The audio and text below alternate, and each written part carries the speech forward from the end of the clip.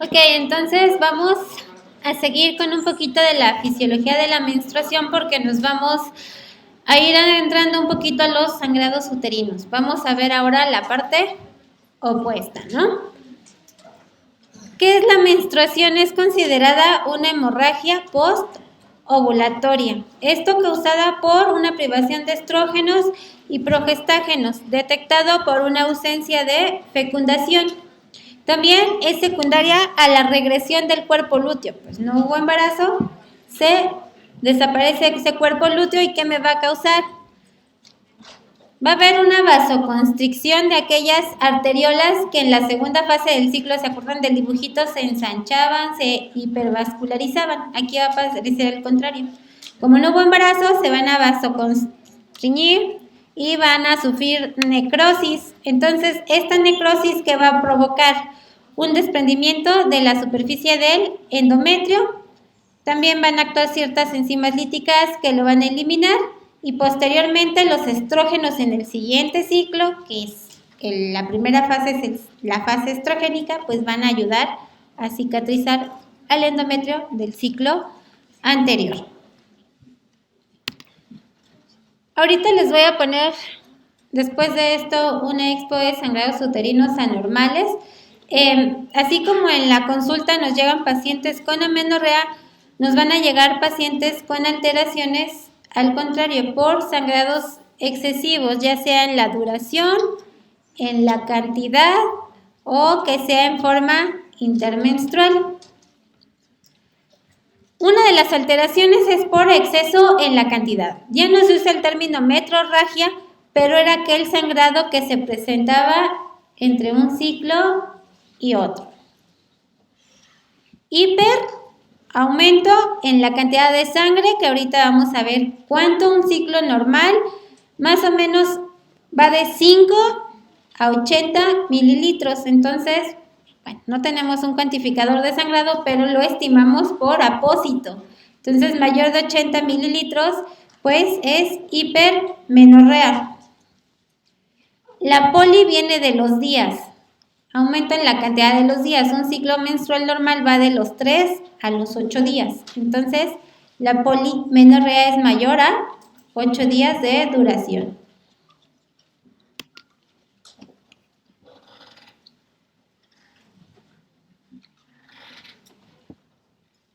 También, si poli eran más de 8 días de menstruación, la oligo es una menstruación que dura menos de 3 días. Si la hipermenorrea era un sangrado mayor a 80 mililitros, pues la hipomenorrea son aquellos ciclos con un sangrado menor a 5 mililitros.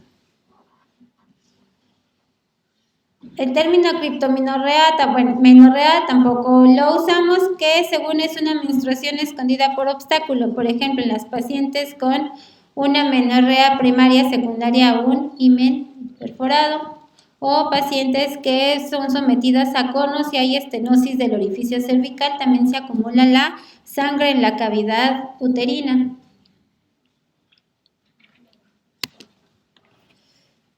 Lo más frecuente son las alteraciones en el ritmo del ciclo menstrual, esto es cuánto dura el ciclo.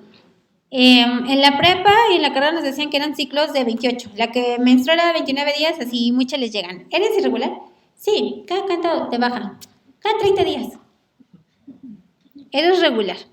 Normalmente un ciclo que dura 21 días se considera regular. Un ciclo que dura hasta 35 días es regular. Hay otra bibliografía que lo marca de 24 a 38 días. Les pueden preguntar cualquiera de esas dos. Entonces, si tengo ciclos que me duran menos de 21 días, ¿qué quiere decir? Que me está bajando cada 20, 19 días, ya no es normal, es una proyomenorrea. Pronto, ¿va?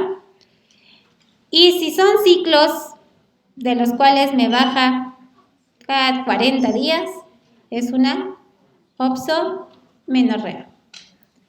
Y también La menstruación en algunas pacientes viene acompañada de dolor en el ciclo menstrual o menstruación difícil, que es la famosa dismenorrea.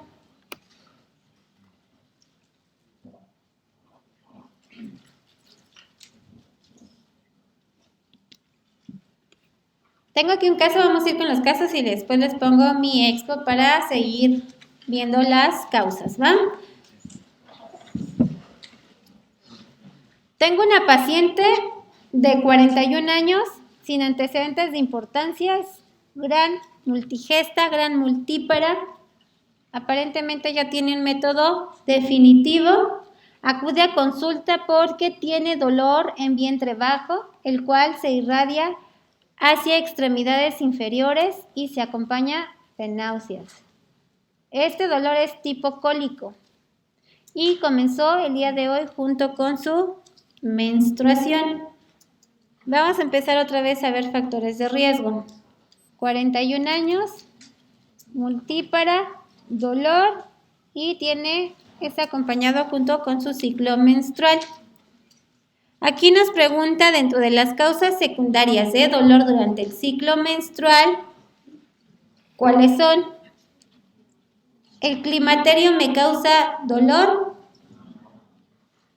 El síndrome de ovario poliquístico me causa dolor en la menstruación.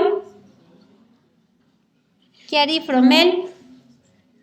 Tampoco. Nunca he visto una paciente con Chiari Fromel que refiera a cólico.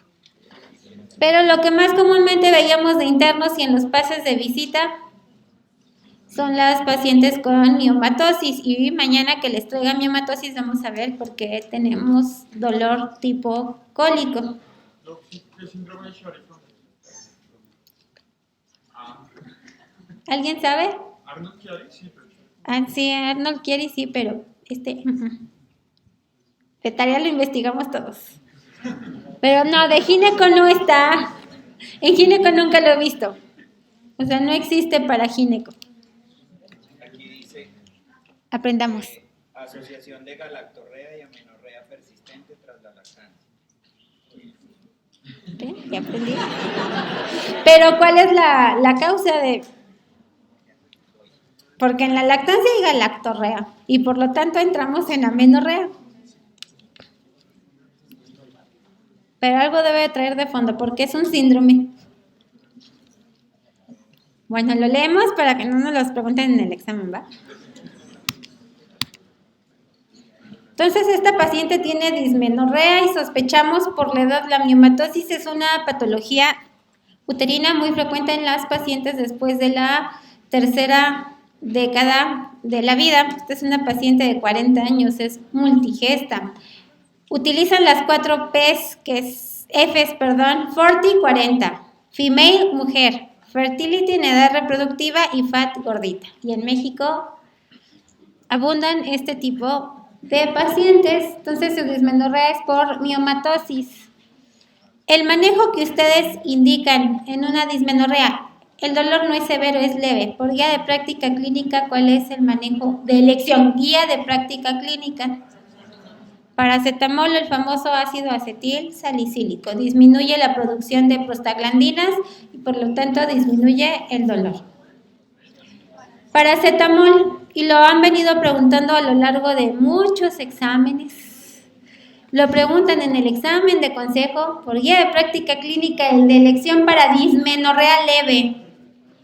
Paracetamol o ácido acetil salicílico, es lo mismo.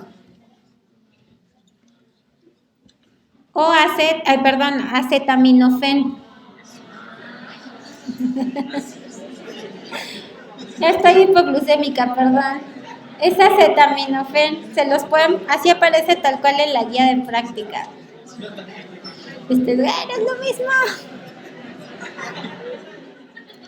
Ya les dado como 10 cocas, pero bueno.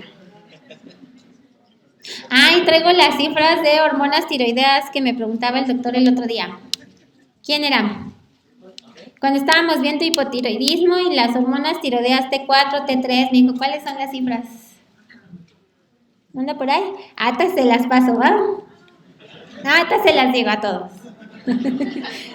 Tengo tarea. Bueno, entonces aquí nos ponen dismenorrea, que es menstruación dolorosa, menstruación difícil o dolor durante la menstruación. Son pacientes que refieren dolor tipo cólico en la porción inferior del abdomen. Esta debe de estar presente durante 3 ciclos menstruales para ser considerada como dismenorrea. La evolución, hay pacientes que la refieren 2 a 3 días previos al ciclo menstrual, hay pacientes que el primero y el segundo día, y hay pacientes durante todo el ciclo lo presentan. Factores de riesgo, dependiendo de la patología, hay dismenorreas primarias que lo padecen las pacientes adolescentes, que es cuando se están acostumbrando a la producción de prostaglandinas, pero no hay alguna alteración funcional, como el caso de la paciente del caso clínico, que ese sí dolor es por alguna alteración, entre ellas la miomatosis. Pacientes que están expuestas mayormente a estrógeno menarca precoz, hay que descartar una endometriosis, que vamos a ver después. Pacientes con sangrados abundantes. ¿Qué quiere decir hiperpolimenorrea? Sangra muchos días y en cantidad también. Porque puedo tener una polimenorrea de 10 días, pero utilizo una toalla diaria. ¿Va? Obvio, pacientes con una enfermedad pélvica inflamatoria también van a tener dismenorrea. La OTB. Son pocas las pacientes, pero sí dicen, es que ya me habían hecho cesáreas y no me dolía. Y esta cesárea, pues me ligaron y me duele más. ¿Alguna causa que los ginecos le encontremos? Ninguna. Pueden ser por adherencias, pero nada más. Y aquí está la clasificación de dismenorrea. La primaria es aquel dolor menstrual, como les digo, sin patología a nivel de pelvis, que se inicia en los primeros 6 meses después de la menarca, que es lo que les llegan muchas adolescentes. Puede ser secundaria, y la secundaria, a endometriosis, a una enfermedad pélvica inflamatoria, a miomas y adenomiosis. Al rato que les ponga les voy a decir qué es adenomiosis. Así como el endometriosis es endometrio fuera de cavidad uterina, la adenomiosis es endometrio en miometrio.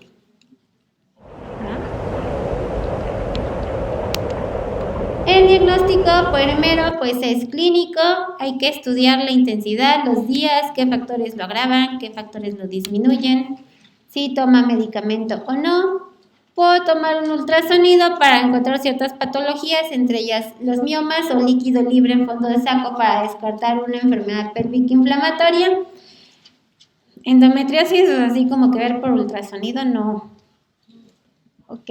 En pacientes que ya habían tenido dolor y no mejoran con tratamiento previo o sospecha de otra patología agregada, les digo, como miomas, o en adolescentes en aquellas que no podemos realizar un examen bimanual. El tratamiento de elección, dismenorrea leve, AINES, el acetaminofén, es el más recomendado ya que disminuye en pacientes solamente con la dismenorrea leve. O podemos utilizar otro tipo de AINES, antiinflamatorios no esteroideos. Podemos iniciarlos de 2 a 3 días previos al ciclo menstrual y continuar los 2 a 3 días después de haber terminado este ciclo menstrual. El ibuprofeno también llega a disminuir tanto el sangrado como la sintomatología por dismenorrea.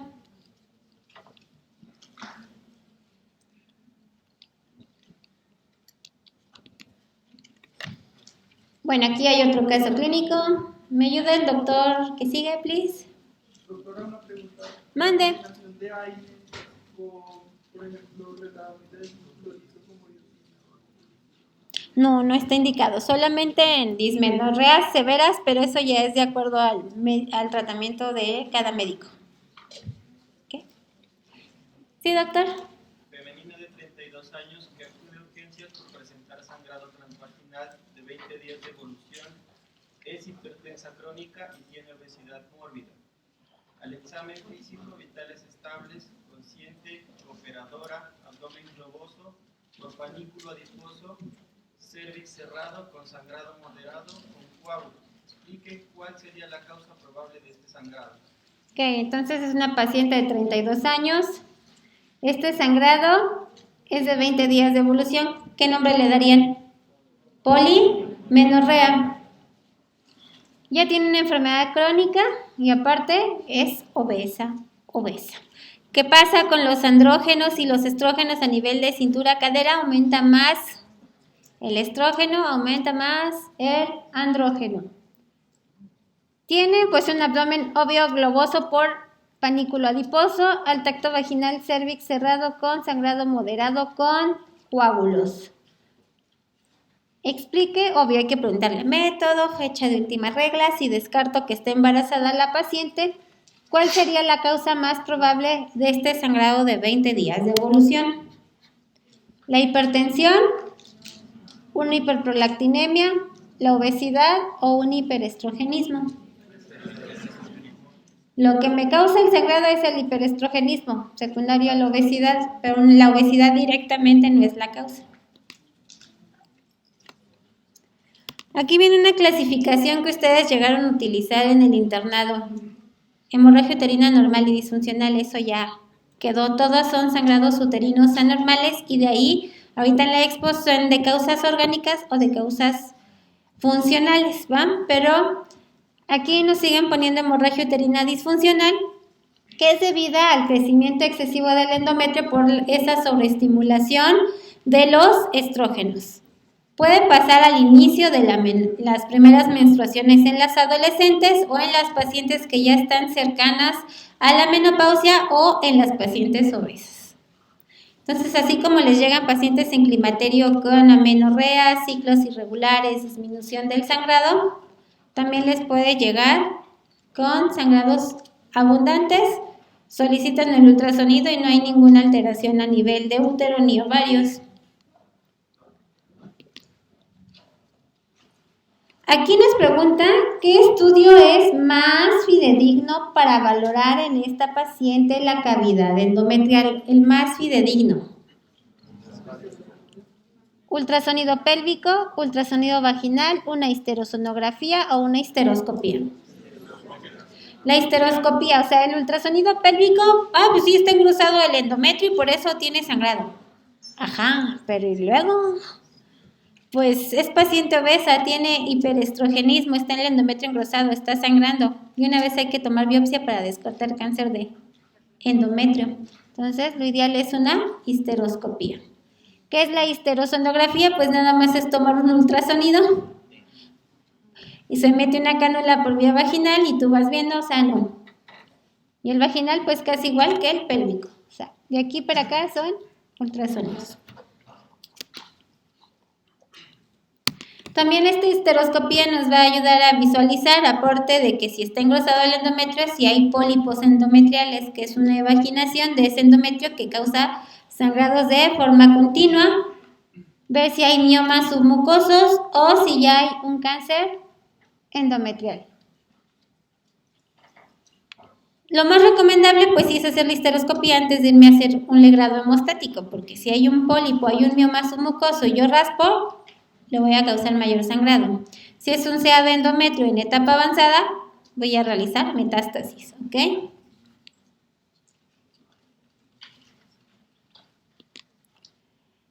Entonces, en esta paciente, pues no se desea utilizar hormonales porque su mamá tuvo CA de mama. ¿Cuál sería la mejor opción para esta paciente? ¿Ácido acetilsalicílico? Danazol, bromocriptina, ácido tranexámico. El ácido acetil, ¿por qué no? Que no me va a quitar el sangrado. El danazol es un agonista de los receptores de hormona liberadora de gonadotropinas. Lo utilizamos para otra cosa. En ella evitaría sí que creciera su endometrio, pero la meteríamos en una menopausia farmacológica por 6 meses. Y quitándole el danazol va a volver a sangrar y pues el danazol trae muchos efectos. Trae hirsutismo, trae descalcificación ósea. No, ¿va? Bromocriptina pues no tiene hiperprolactinemia. ¿Qué es el ácido tranexámico? es un antifibrinolítico, entonces me llega a disminuir los sangrados. Por ahí alguien preguntaba, es que hay pacientes que les damos hormonales combinados, les damos progestágenos y sigue sangrando. Le doy más. Si ven que sigue sangrando, hay pacientes que ingieren dosis elevadas de hormonales por la desesperación de querer calmar el sangrado y van con otro gineco y te doy más medroxi y te doy depo-provera inyectada y no sabes que ahora te doy estradiol y ahora se saturan. Entonces, en ellas sí pueden darles ácido tranexámico, ¿va? Una tableta cada 8 horas por 5 días. Y suele bajar poquito el sangrado en lo que se libera de ese bloqueo hormonal por tanta visita tanto al ginecólogo. Y pues es un antifibrinolítico que se puede utilizar en pacientes con hemorragia uterina anormal de causa funcional o anteriormente conocida como disfuncional.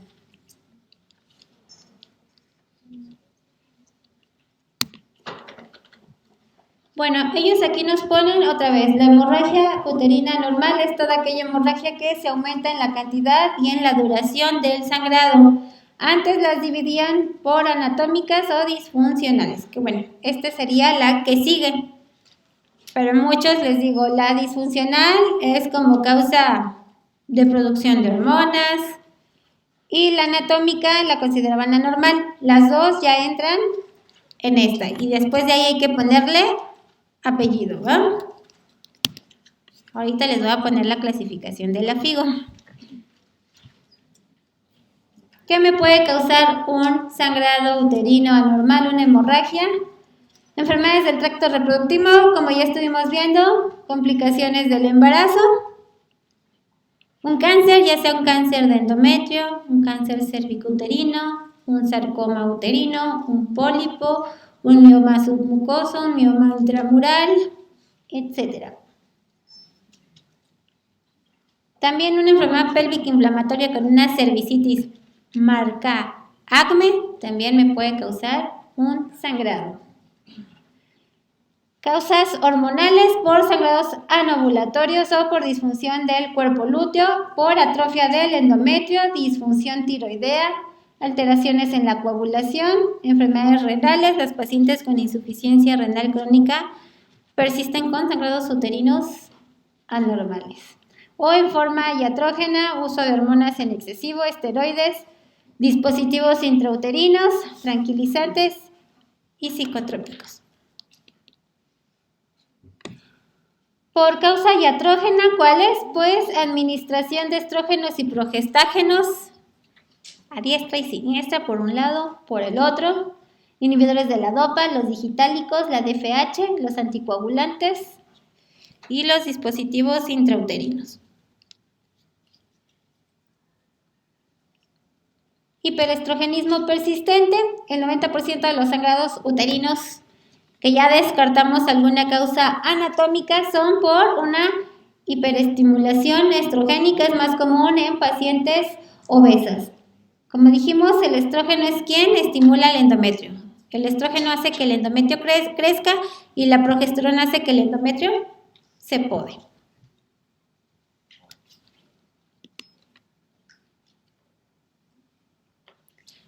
Obvio, para saber qué es una hemorragia disfuncional, pues primero tengo que descartar alteraciones a nivel anatómico. Útero, ovarios, vagina.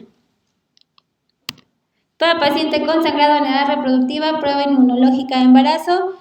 Si es negativa, podemos pedir ultrasonido para descartar alteraciones estructurales. Si se descartan las alteraciones estructurales, pues puedo pedir un perfil androgénico en caso de que sospeche un tumor productor de andrógenos.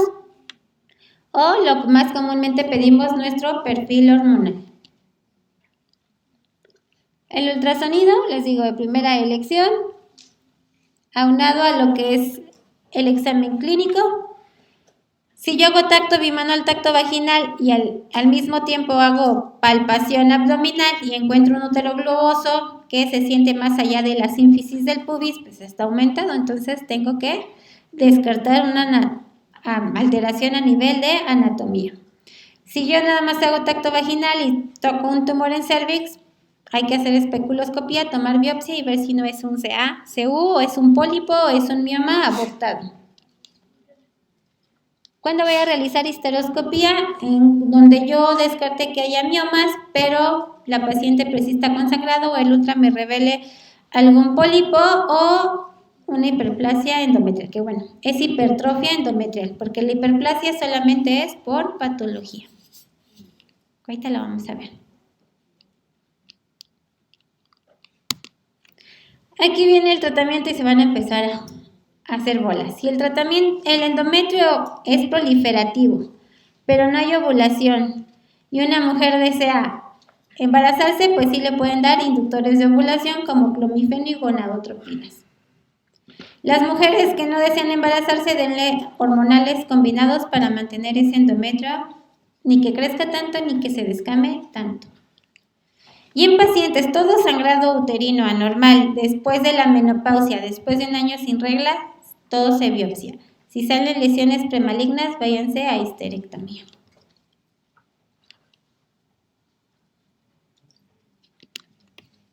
¿Cómo voy a dar el tratamiento hormonal? Puedo dar manejo con solamente estrógeno en hemorragias agudas.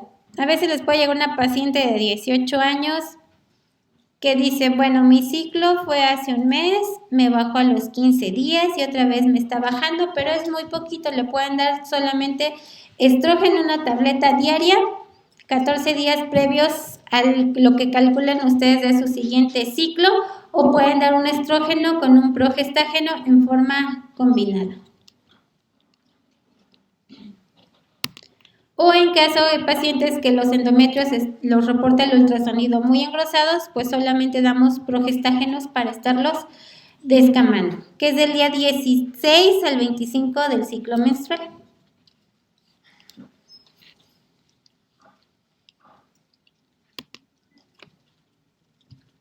Tratamiento hormonal, ya vimos, de acuerdo a los casos de cada paciente, podemos usar antifibrinolíticos o para el dolor, igual llegaban a preguntar, pacientes con dismenorrea severa también podemos usar ácido mefenamico.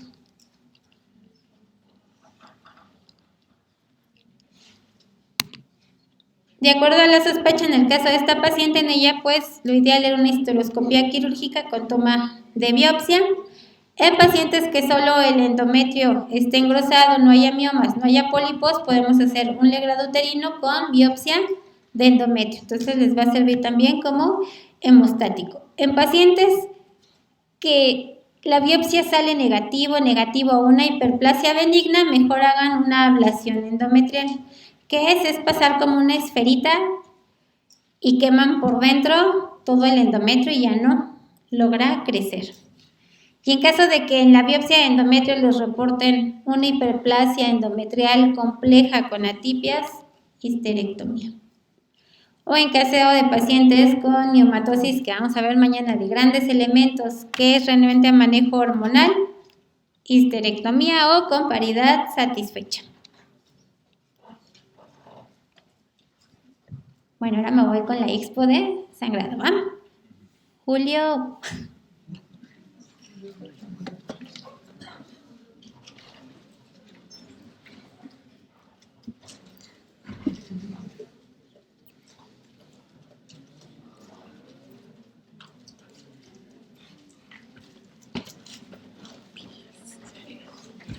Pregunta si tiene dudas. Sí.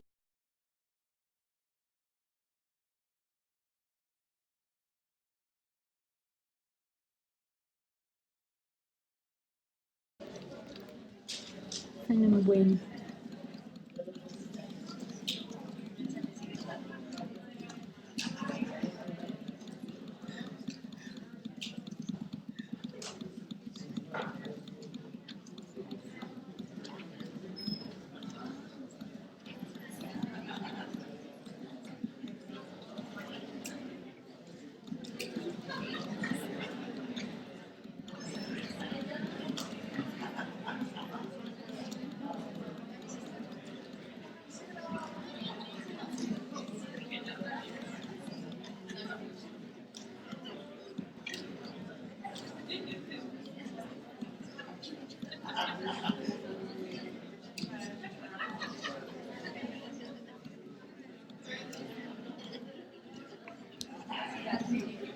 Bueno, entonces vamos a terminar un poquito con lo que es infertilidad.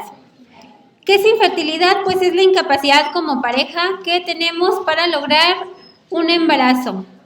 En mujeres menores de 35 años se considera infertilidad aquellas que durante un año han tenido vida sexual de forma continua, no han utilizado ningún método y no han podido lograr embarazarse. Y en pacientes mayores a 35 años, con 6 meses que hayan buscado el embarazo y no logran embarazarse, la pueden clasificar como infertilidad. Hay dos tipos de infertilidad, la primaria y la secundaria. La primaria es aquella paciente que jamás se ha embarazado. La secundaria es aquella paciente que ya una vez se embarazó. Por ejemplo, yo tengo una cesárea hace 8 años y me quiero embarazar y no me puedo embarazar. O pacientes que hayan tenido un aborto, un ectópico y buscan otra vez embarazo y no lo puedan, también es una infertilidad secundaria. Nos llegan pues los pacientes a lo que es la consulta y tenemos que estudiar muchos factores. Sin embargo, el primer factor que estudiamos o por donde empezamos la mayoría de los ginecos es por el estudio de la mujer.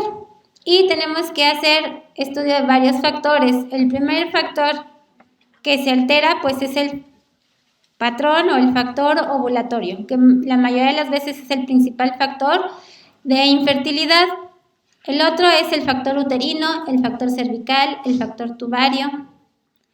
El endocrino va asociado con él a la anovulación y en los hombres, pues, lo que es el factor así tal cual masculino. ¿Qué causas me pueden dar infertilidad en el hombre? Desde un varicocele, causas idiopáticas, insuficiencia testicular, en algunos casos de criptorquidia, obvio, asos, ¿qué es asospermia?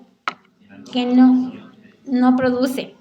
Una orquiepididimitis. ¿Qué me puede causar una orquiepididimitis? ¿Cuál? Ahorita que empieza la infección ahí por el Estado de México. Sarampión. ¿Va? Y alteraciones hipotalámicas menos frecuente en los hombres. Siempre que llega la pareja a la consulta de biología de la reproducción debemos de hacer un estudio tanto de ella como de él.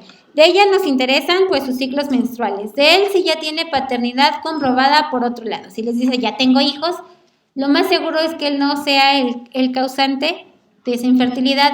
Sin embargo, el abuso de alcohol y el tabaquismo que hace disminuye la motilidad y la calidad de los espermatozoides. Sí, o sea, los espermas son medios mamucos.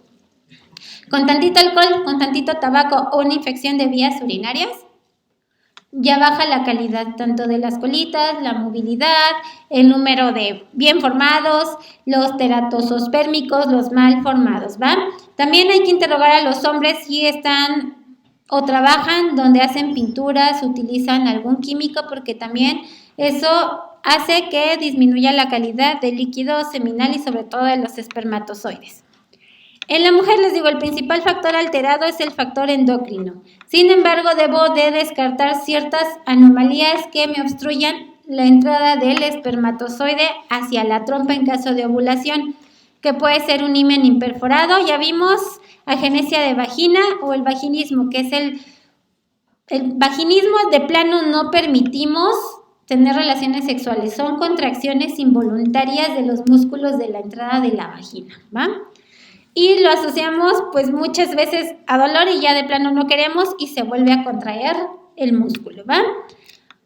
Infecciones cervicales, sí, toda paciente con infertilidad que les llegue, también hay que pedirles cultivos para clamidia, gonorrea, ¿va? También hay que estudiar y pedir un perfil hormonal para ver cómo están las diferentes fases del ciclo. Pacientes, igual interrogarlas si tuvieron cirugías como cono, electrocirugías, criocirugías que hayan estenosado el conducto cervical. Descartar a nivel uterino malformaciones uterinas mullerianas desde el tipo 1 al tipo 7, que es Rokitansky, útero didelfo, unicorne, bidelfo, arcuato, septado y expuesto al dietiletilvestrol, ¿va? Entonces tienen que descartar todas esas. Miomas de grandes elementos que estén en la cavidad y que impidan la implantación. Pólipos, una fase lútea retardada o inadecuada, esas sinequias uterinas. También obstrucción en las trompas, ya sea por una oclusión tubárica previa, uso de dispositivos de larga evolución, pacientes con embarazos ectópicos. Obvio, la salpingitis, cervicovaginitis de repetición y, como ya vimos, la endometriosis severa causa de herencias y obstrucción de las trompas.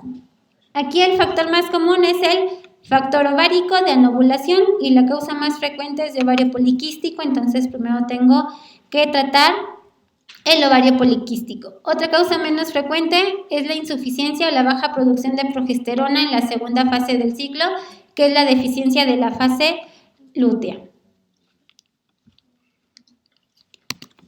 De acuerdo al interrogatorio y a la exploración física de cada paciente, pues va a ser los estudios que voy a pedir. Entonces, interróguenlos bien, explórenlos bien. Dirán, ay, qué mamucos son los biólogos, pero los biólogos de la reproducción, así, ¿cuántas veces a la semana tienen relaciones sexuales? ¿Y de ese día cuántas veces? ¿Y qué posición? ¿Y en cuál logra más el orgasmo? ¿Y cuántas veces se queda en reposo? Hasta eso. O luego se va a hacer pipí. ¿Y es por vagina? ¿Y tienen sexo anal? ¿Y tienen sexo oral? O sea, todo eso preguntan. ¿Va? Entonces no se vayan a sentir frustrados así, pues, no tengo relaciones, ¿qué? Pues puedo tener sexo oral y pues ¿cuándo me voy a embarazar? ¿No? O está el chiste de los viejitos, ¿no? Bueno, los viejitos, los inditos, que es que no nos podemos embarazar. Y les preguntan por dónde y pues ellos mantenían relaciones sexuales anales porque no habían descubierto otro orificio, ¿va? Entonces, pues, ¿cuándo iban a estar embarazados, va? Toda paciente hay que pedirles cultivos vaginales, una citología cervical para descartar que hay un cáncer cervicuterino y ustedes puedan promover el embarazo. En los institutos de salud, en donde promovemos el embarazo en pacientes menores de 38 años. Si a la raza o a la gineco 4 llega una paciente 38 años, 39, por la edad, no promueven embarazos de alto riesgo. Promover un embarazo después de los 38 a 39 años aumenta el riesgo de diabetes, preeclampsia, pérdidas, abortos, hipotiroidismo.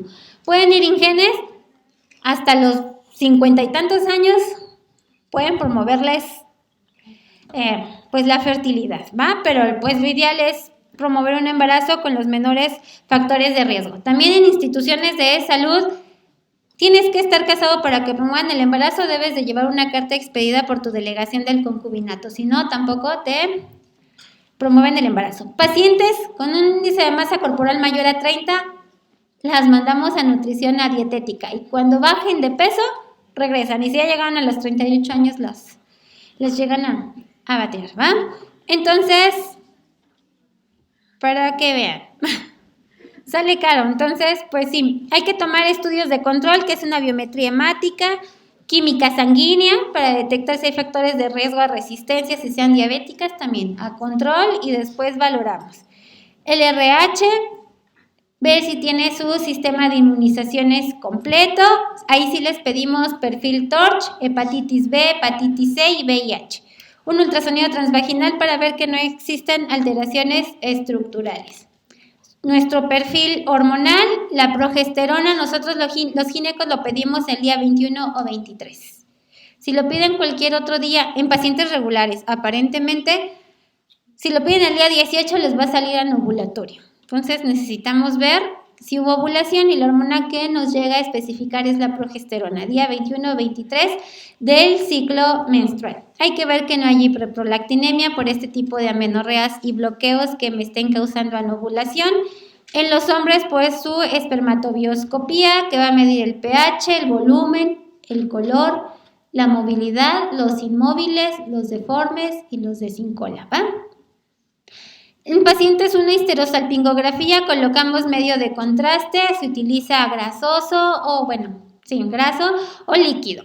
Se toma una placa, ese medio de contraste entra y visualiza hace todos los contornos del útero para ver si no hay miomas, si no hay tabiques, va hacia las trompas y sale por las trompas, que es el cote positivo, están permeables, pero si no pasa, se va a marcar, se queda a medio paso. Ve si las trompas están cefalizadas o están caudales o si están arrosariadas, si hay datos de salpingitis. Y en caso de que esta histerosalpingografía me reporte una obstrucción, puedo hacer una laparoscopía diagnóstica y aparte terapéutica. Metemos líquido por histeroscopía y por las fimbrias destapamos o azul de metileno. En pacientes con ciclos anovulatorios, pues hay que corregir el problema y posteriormente iniciar ciclos de inducción de la ovulación, primera elección clomifeno, segunda FSH recombinante y tercero lo que son las gonadotropinas. Todo esto debemos de hacer, obvio, también un seguimiento folicular para ver si hubo una adecuada estimulación de este folículo con ese citrato de clomifeno.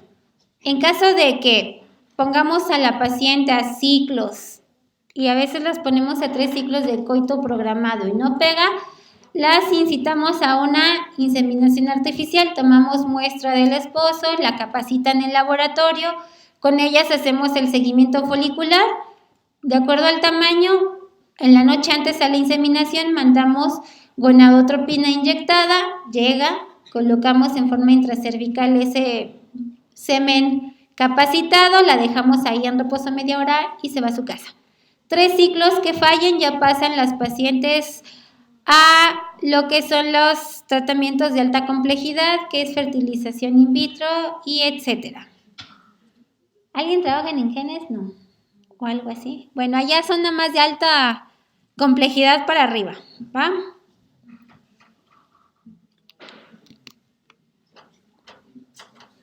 Y bueno, vamos a ver un poquito de casos clínicos, ¿va? Una paciente de 29 años de edad, nuligesta, acude por dismenorrea severa. Su menarca fue a los 13 años, ciclos menstruales regulares, duración 30 por 3 días.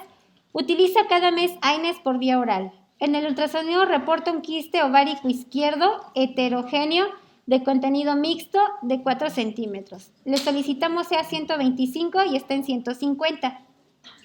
¿Cuál es el tratamiento? La citan cada 2 meses para ver cómo va el dolor y a ver si crece el quiste o se deshace. Hago una LAPE, una láparos o tomo un ultrasonido por abajo. Pues sí.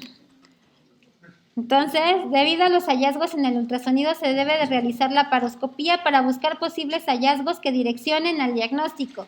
Endometriosis, pero hay un marcador que puede encontrarse elevado y puede tratarse también de un quiste endometriósico, ¿no? Entonces, encontramos como un quiste chocolatado de 4 centímetros que no está torcido y múltiples implantes endometriósicos. ¿Cuál es el tratamiento médico indicado? Si es una endometriosis severa, ya les dije la respuesta. Le dan LH, FSH, danazol o AINES.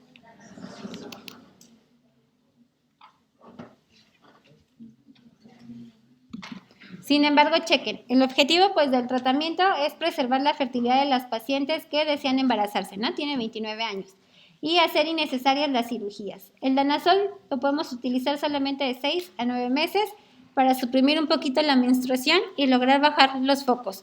Pero no asegura que se los quite del todo. Se reinicia la menstruación y sigue habiendo menstruación retrógrada y puede haber nuevos implantes.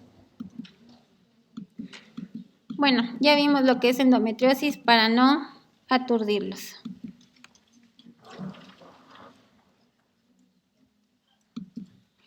Y creo que ya pasamos a lesiones de mama. Entonces, pues no, esas las vamos a ver el lunes, ¿va? ¿Alguna duda? Bueno, pórtense bien, cuídense mucho, bonito fin de semana. Nos vemos el lunes.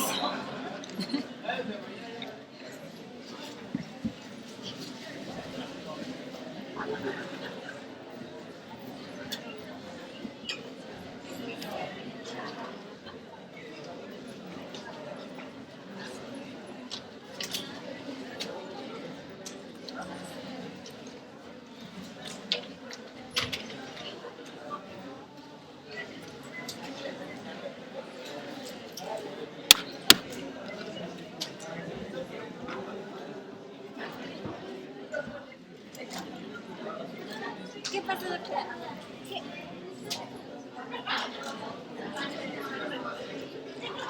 Mira, normalmente nosotros nos mandamos con el urologo y el urologo llega a ser el certificado pero el tejido que ellos